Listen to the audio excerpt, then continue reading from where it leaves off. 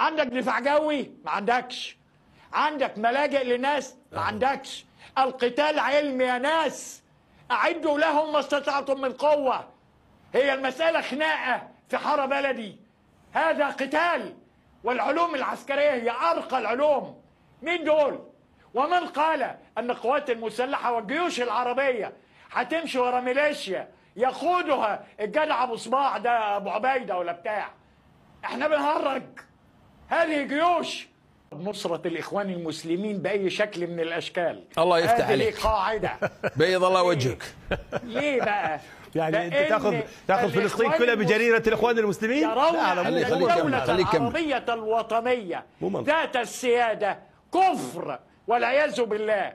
الذين يريدون الخلافة هم أحرار يا أستاذ، يعملوا اللي هم عايزين يعملوه، ولكن أن يشيروا إلى مصر أو إلى القوات المسلحة المصرية أو إلى السيادة الوطنية المصرية، لا مؤاخذة بقى، شغل الإخوان المسلمين ده اطلعوا منه، لأن أنا قاعد في الحقيقة وسط سردية الإخوان المسلمين.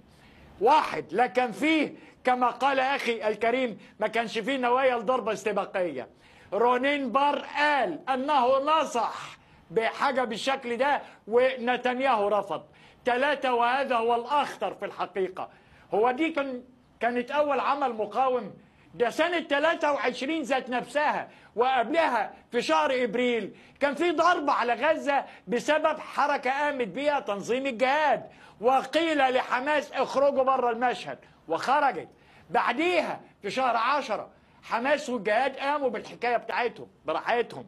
ولكن انت وانت بتاخد القرار عندك دفاع جوي؟ ما عندكش. عندك ملاجئ لناس؟ ما عندكش. القتال علم يا ناس، أعدوا لهم ما استطعتم من قوة. هي المسألة خناقة في حارة بلدي؟ هذا قتال.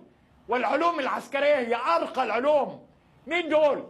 ومن قال أن القوات المسلحة والجيوش العربية هتمشي ورا ميليشيا يقودها الجدع أبو صباح